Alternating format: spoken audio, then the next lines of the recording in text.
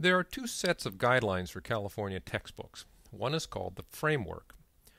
It is an outline of the topics to be covered under each subject. The second, which we will come back to in a minute, is the Standards for social content. As to the framework, let us review side by side a summary of what is to be covered under Judaism and ancient Israel and what is to be covered under ancient India. You will note the differences. The Jewish standards include the concept of God, ethical teachings and central beliefs, impact of Jewish thinking on civilization, major religious figures, the Exodus from Egypt, the Jewish diaspora. The Hindu standards include nothing on God, beliefs, saints, or ethics. The emphasis is on the Aryan invasion, and Brahmanism, a discarded concept. Caste system figures highly, and the aesthetic and intellectual traditions of India. The framework list of topics, however, is not really the essential point here. Improving the textbooks ideally would involve improving the framework for ancient India, though even within this existing framework, a thoughtful publisher can do a decent job with Hinduism. The Jews, we observed, repeatedly pointed out statements that were in violation of California's standards for evaluating instructional materials for social content. In terms of the study of religion, this set of rules is designed to prevent any religion from being put in a bad light or for its members to be shaken in their beliefs. Remember, we are talking about 11-year-olds in 6th grade, and just because a statement about a religion is historically accurate doesn't mean it belongs in their books. The social content standards provide our strongest support in demanding an equal and sympathetic treatment of Hinduism. The declared purpose of the social content standards is for students to accept religious diversity while remaining secure in any religious belief they may already have. The standards require that books depict diversity of religious belief without displaying bias toward or prejudice against any of those beliefs. They prohibit adverse reflection. Quote, "No religious belief or practice may be held up to ridicule, and no religious group may be portrayed as inferior." Every textbook under consideration in California portrayed both Jainism and Buddhism as improvements upon Hinduism.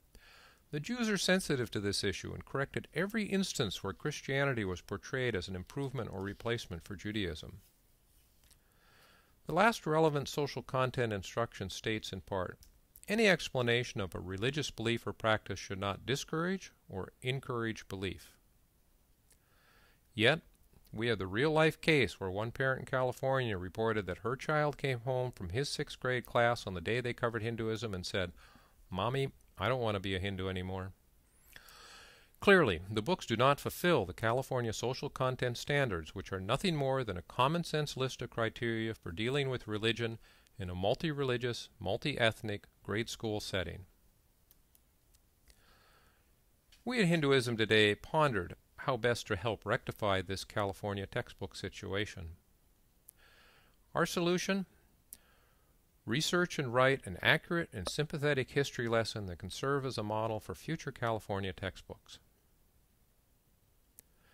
You have in your hands the results of our efforts, a Hindu history lesson that we hope will be a model for the textbook industry, one that is academically sound and acceptable to the Hindu community.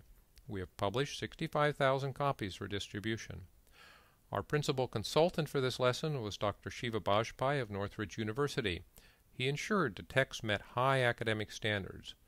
Notable scholars such as Dr. Anantanand Rampachan and Dr. Klaus Klaustemeyer have endorsed this result, as have various Hindu organizations who also participated in the creation of the lesson and endorsed it.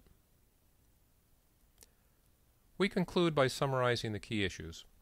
Existing textbooks do not accord Hinduism the respect that is mandated any religion taught in a public school, and they suffer from serious lapses in scholarship. Specifically, we recommend the presentation of Hinduism in public school textbooks should be on the same level as the presentation of other religions. The academic standards of the textbooks must be improved. The State Board of Education, textbook manufacturers, the Hindu community, and academics must continue working together to improve these books. We hope our 16-page Hindu history lesson serves as a useful contribution to this ongoing process. Thank you very much. Namaste.